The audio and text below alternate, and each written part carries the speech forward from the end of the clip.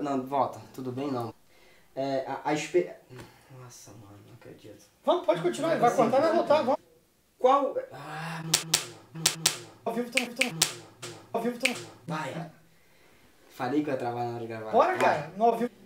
Fala, amigos. Bom, estamos aqui com o Pedrinho, ex-jogador do Vasco, Ponte Preta.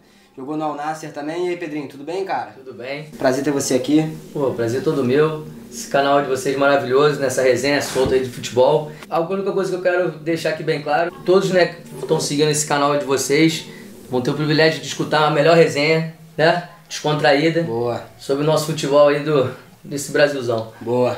Galera, esse cara aqui sabe muito, hein? E aí, Pedrão? Beleza, meu irmão? Beleza? Fala, Pedrinho. Bem, Tamo junto, meu irmão. Cara, vamos começar a resenha? Vamos trocar essa ideia. Tô muito animado, mano. Primeiro vídeo do canal. Tô, assim, muito empolgado. Tô com várias perguntas aqui bem quentes e boas pra fazer pro Pedrinho. Quero saber. A gente tá aqui com esse monstro hoje. Prazer ter esse cara aqui logo na primeira. Cara que sabe muito de futebol. Com Vai certeza, trocar com uma certeza. resenha irada com a gente. Ouvi falar muito bem. Cara, vamos lá. Cara, primeiro eu quero que você sinta à vontade, você tá em casa, o nome do canal já é isso aí, Rodada de Amigos, vamos aqui trocando a resenha. É o seguinte, a primeira pergunta de cara, fala um pouco da tua experiência como jogador, fala um pouco da tua carreira, os clubes que você passou, o que você viveu, joga pra gente isso aí na mesa. Vamos lá. Eu comecei a jogar, né, futebol de salão em 94, né, no Grajaú Country, e ali eu me destaquei e fui chamado para jogar futebol de salão no Fluminense, né, no Fraldinha, com 8 anos. E lá, graças a Deus, eu tive uma projeção muito boa, que eu bati o recorde de gols no ano, né? Entrei até lá pro Guinness, fiz 95 gols na temporada. E eu me destaquei, né, em relação a isso, e eu fui chamado pro campo do Vasco e pro campo do Fluminense. Só não fui pro campo do Fluminense devido à distância. E o Vasco, como era mais perto da minha casa, né, também tem uma estrutura muito boa, um time grande do Rio, eu fui pro Vasco. Cheguei no Vasco em 96, quando eu joguei futebol de salão. E até o Mirim eu tive que optar o campo ou salão, claro que 90% dos jogadores, né, optou por jogar campo. E fiquei no Vasco de 96 até 2007. E depois dali segui minha vida profissional em diversos clubes. E como é que foi essa transição do futebol de salão pro futebol de campo tão novo ali? Porque antigamente era muito mais, né, tinha muito mais isso, esse laço de futebol de salão pro futebol de campo. Hoje em dia não tem tanto, mas antigamente tem, pode ver. O Robinho veio do futebol de salão, né? O Neymar foi um dos últimos que explodiram aí, que também veio do futebol de salão. Sim. O Ronaldo Fenômeno, Ronaldinho Gaúcho. A maioria dos jogadores antigos... A maioria começava ali no salão, né? Era a base. A base era o salão. E o Vasco nessa área aí também brincava, né? Pedrinho, Felipe, com a galera ali que saiu, né? E chegou explodindo no campo. Eu tenho uma pergunta pra te fazer, assim, em relação a jogar futebol de salão. Existe alguma diferença, por exemplo... você começa no futebol de salão e eu não. Existe alguma diferença técnica, tática? Você te acrescenta ou não te acrescenta? Com certeza, porque o futebol de salão é um futebol muito dinâmico, entendeu? Onde tem marcação muito próxima, você não conduz muita bola, entendeu? Você pega alguns conceitos técnicos do futebol, né? Que quando você vai para o campo, quando tem um espaço maior, você consegue dominar muito mais o espaço. Sim. Em relação a você com a bola. A maioria dos treinamentos hoje é tudo campo reduzido.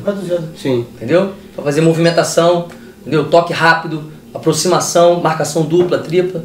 Entendeu? Isso vem desde a época do salão. Né? E esse negócio de jogar na base de um clube como o Vasco, um clube grande, né? Sim. Como é que é você jogar? Como é que é a estrutura, aquele acolhimento? Pô, você chegar ali, pô, já tem um massagista, pô, já tem o roupeiro te atendendo, já tem aquele... Vem aqui que você é fera e tal. Como é que é esse negócio aí? Fala pra gente. Futebol de salão. Sobe a cabeça, já chega ali e fala, pô, já sou o cara. Na verdade, não é que sobe a cabeça, é porque a gente é muito novo, né? Mas a gente também tem que ter, às vezes, uma base familiar, né? Independente de qualquer coisa, tem que ter uma base familiar, porque pô, a gente joga num time grande, né? Pequeno. Pô, você chega na escola, você é já é uma pessoa diferente, né?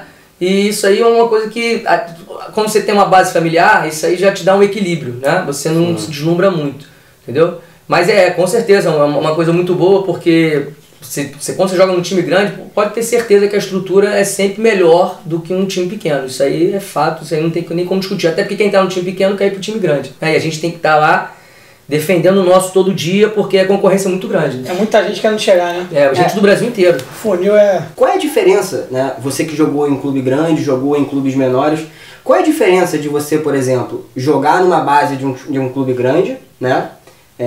Ou jogar num clube grande e jogar num time pequeno, cara? Aí vem a questão, estrutura, pressão, você tem a visibilidade, porque é óbvio que o cara que joga no Vasco, ele tem muito mais visibilidade, muito mais pressão do que o cara que joga num Bangu, né, com todo respeito ao Bangu, mas existe uma diferença de tamanho absurda. Qual a diferença, cara? Ah, com certeza. Ainda mais quando você joga em time grande, independente de ser base, né? Claro, profissional não compara, mas na base você é cobrado 24 horas por dia, porque um grupo de futebol se resume em 40 pessoas, só que a cada dia chega um da Bahia, um do Mato Grosso, um de Manaus, um de São Paulo. Time pequeno já não tem tanto isso, entendeu?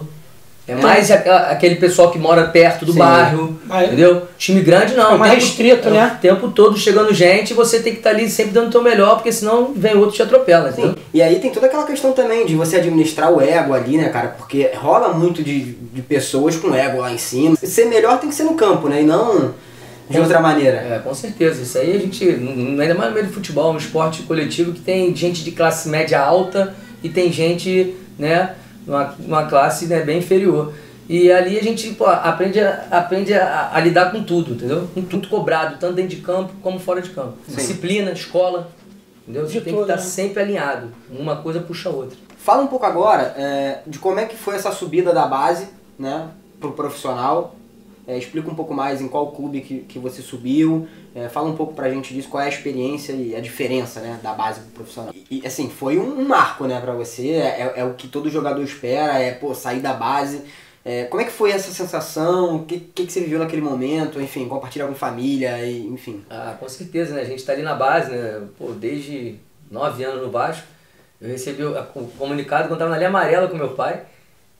Eu tava dirigindo, minha mãe também. Aí ligaram pro telefone do meu pai, avisando que eu tinha sido convocado para a seleção e que queriam conversar comigo, já para fazer já o meu contrato profissional. Foi uma das notícias mais importantes da minha vida, né? Caramba, legal. E aí você fala só uma coisa para mim, que eu te acompanho já há algum tempo. Quem é que tava lá no profissional, no ataque nessas épocas aí que você tava? Romário. Somente só ele. Isso? Realizei meu sonho também, que, né, o atacante, né, da minha posição, a gente sempre tem uma pessoa que você, né, se espelha, você olha, você fala, um dia eu vou ser igual. E, ele tava no mesmo time que eu. O meu ídolo tava no meu time. Cara, e como é que foi isso, cara? O relacionamento, você chegar e bater de frente com o cara, porque assim, não só você, mas praticamente o mundo inteiro tem o Romário, se não como o maior ídolo, como um dos ídolos, né? Com no certeza. Futebol. Como é que foi esse contato? Com certeza, foi uma das coisas que eu nunca mais me esqueço da minha vida. Eu fui chamado para poder treinar no profissional e a primeira pessoa quando eu dou de frente no vestiário foi ele. Confesso que eu fiquei bem nervoso, deu aquele suor, mas eu falei, é a hora que eu tenho que mostrar que realmente quem eu sou e não posso, né, tem que encarar aquilo ali como se fosse mais um dia de treino meu na base, entendeu? Não pode deixar a emoção, né? Não pode, você tem que respirar fundo, dar os tapas no peito e encarar. Vamos lá, cara. Você falou que você jogou na base, de time grande, você jogou em times menores, você foi convocado para a seleção e quantos jogos você chegou a fazer pela seleção? Como é que foi essa tua caminhada na seleção brasileira? Então, eu disputei, na verdade, a Copa Sendai, né? Fiquei 22 dias com a seleção, a gente ficou 10 dias no período na Granja, antes de viajar. Aí a gente viajou, disputou esse torneio lá no Japão, a gente até perdeu a final para a Itália, que a Itália na época estava com a seleção de 86 e a CBF levou a seleção de 87, a gente era um ano mais novo que eles. Mas foi uma experiência maravilhosa, né? Até mais quando você sai do seu país, para você representar o seu país, né? É uma coisa que você pode ter certeza que marcou muito a minha vida, né? Para tudo, né? De amadurecimento, você representar a tua pátria. E foi muito bom para mim porque eu voltei pro Vasco com um status melhor, maior, moral, né? Já dá uma moral, entendeu? Você volta com um peso, né? Tipo assim, pô, cheguei aonde o Brasil inteiro quer chegar. É muito difícil. O Brasil, olha quantos milhões de crianças tem jogando campo de pelada que tá querendo, né, chegar no time grande. Pum, cheguei na seleção. Então eu cheguei no topo, né? Sim. Cheguei no topo e sempre mantendo a minha linha, sempre trabalhando para poder você... O difícil não é você chegar, o difícil é você manter. É. Cara, que legal, assim, até porque entre nós aqui, né, e você que está nos assistindo, vestir amarelinho não é para qualquer um. Eu posso imaginar, né, uma pequena parcela da tua emoção de poder vestir a grande, né, camisa da seleção brasileira no cenário mundial. E, cara, mais uma vez é um prazer estar com um cara aqui que jogou no Vasco, que, enfim, jogou na seleção brasileira. Cara, muito bom. E agora, aproveitando o momento, vamos falar de exterior, cara. Como é que foi a tua experiência de jogar no exterior? Como é que é o futebol lá? Tem muita diferença para hoje do que você vê? O que você sentiu diferente, né, de tudo? De se ambientar, né, se acostumar com o clima, enfim, do Brasil para onde você jogou? Eu fui para o Al-Nassr do Kuwait em 2010, né? Um país muito difícil de você viver, porque lá eles seguem as normas lá dos muçulmanos, né? E lá eu peguei Ramadã. Enfim, fui sozinho, né? Tinha brasileiro no meu time, que era o Marcelo Cabo, treinador. Eu falei 15 anos atrás. Eu tava com trança no Ou cabelo. em tudo, ou num canto, você que sabe. O assessor chegou bem e falou assim, ó, tu tem 5 minutos pra entrar ao vivo. Tu não lembra que na tu falou Sport tudo TV. errado? Então, quando a gente entra em campo, é tudo igual. Tudo Aí o cara da Rádio Globo, tudo igual até a página 4. Falei, Pode jogar com o Romário, porque entre campo é tudo igual, mas cara, é tudo igual até para jogar do lado do Romário. Escuta, eu tava dentro do vestiário, tinha de trança. Aí o gato, ele tava tirando o meu cabelo de trança com a faca. O cara falou assim, ó, tem 5 minutos pra tu entrar ao vivo. Eu, caralho, meu cabelo tava na metade. E tudo, aí soltou tudo. Meu irmão, o cabelo tá tudo quebrado, né? A trança, cara, eu peguei, molhei assim. Pedrinho, vamos lá. Próxima pergunta. Como é que foi essa tua saída do Vasco? Como é que foi a tua carreira pós-Vasco? Então, eu saí do Vasco em 2007, né? Que eu fui transferido pra Ponte Preta. Lá eu joguei o Brasileiro da Série B na Ponte Preta. E foi uma experiência muito boa, né? Porque foi um clube que eu joguei, o primeiro clube que eu joguei depois do Vasco, né? Já tinha uma base no Vasco, porque o Vasco é como se fosse minha casa. Fiquei 11 anos lá dentro, eu estudava lá dentro. Então você sair para um clube, né? Sem ser o teu clube raiz, que é o clube de onde eu saí, foi uma experiência muito boa, né? Fui morar fora do estado. Eu tinha idade de juniores ainda, né? Muito jovem ainda, né? Muito jovem, fui morar sozinho em outro estado.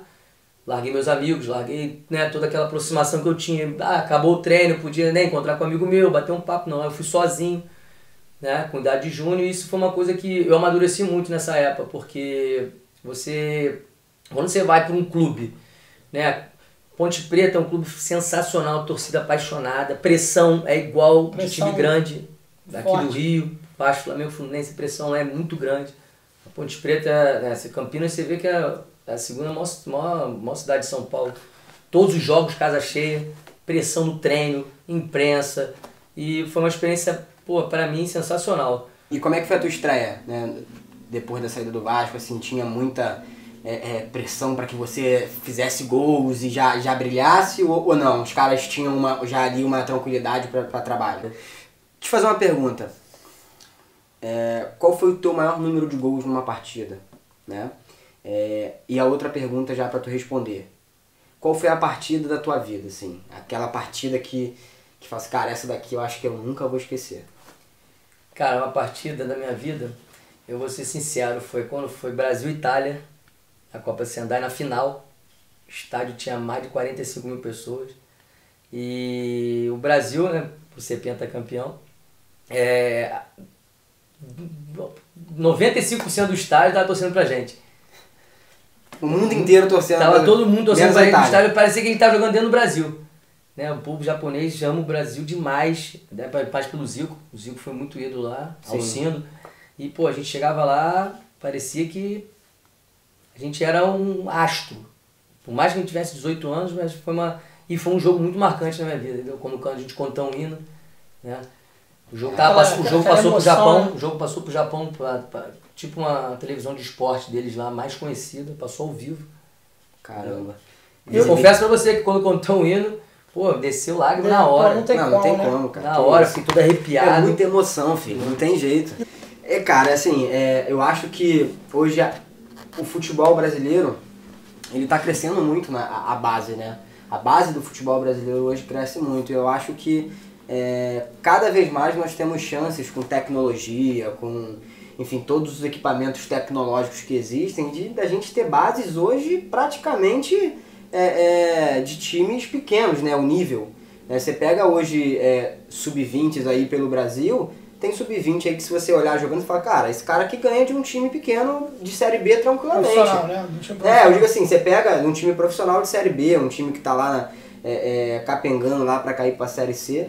Então a base ela cresce muito, né, cara? Ela cresce bastante, porque hoje em dia, como a gente tinha falado já anteriormente, com essa Lei Pelé tá tendo muita transição. Não é nem transição, tá tendo essa integração da base profissional, tá tendo muito jogador que já treina no profissional, só desce pra jogar no júnior. Jogador do juvenil já treina no profissional, né? Você vê o Tite agora mesmo vai começando a fazer isso. Depois esse goleiro do Flamengo, né? Ele falou que toda convocação ele vai sempre levar um jogador ou dois da seleção sub-20 já pra fazer essa integração. E hoje o clube tá perto dos tops, né? E hoje os clubes entendem cada vez mais essa importância da base, já de algum tempo pra cá, né? Entendem essa importância da base e eles começam a investir na estrutura cada vez mais cedo, né? Para aqueles atletas, tanto de tecnologia como de profissionais e tal. Cada vez mais eles aportam, porque eles sabem que é dali que vem a mina de ouro. O dinheiro vem dali, né? O que o presidente estava falando. Antigamente tinha a questão do passe e tal, os caras esperavam para te subir com 20 anos, com 21. Hoje em dia não dá, 20 anos já não dá mais. Então o garoto com 16 anos tem que estar pronto para tornar profissional. Tanto ele fisicamente, como mentalmente, tudo. Tem que estar pronto. Psicologicamente. Tá, você vê, ainda mais com a situação financeira dos clubes, né? Tá cada vez mais subindo o garoto na base. Na minha época, o Vasco tinha bastante dinheiro, né? O Vasco tinha um elenco, absurdo. Absurdo, galáctico, né? Tinha muito jogador bom. E isso você vê hoje em dia, a dificuldade financeira dos clubes, o Vasco, Botafogo, Fluminense, Flamengo, tá todo mundo com bastante jogadores. Se não tá titular, tá no banco. Se não tá no banco, tá no elenco. Entendeu? Isso é verdade. E se não tá no elenco, já tem gente olhando pra subir pro elenco. Tá doido pra botar. Entendeu? Cada vez mais, porque é importante. A rotatividade hoje está bem grande. Hoje estão olhando bastante para isso mesmo. Bom, Pedrão e Pedrinho, agora a gente vai dar uma parada na resenha e a gente já vai entrar agora num quadro que é Chama o VAR ou Chama o Bar. Fica ligado aí. A resenha daqui a pouco tá voltando, hein? Tamo junto.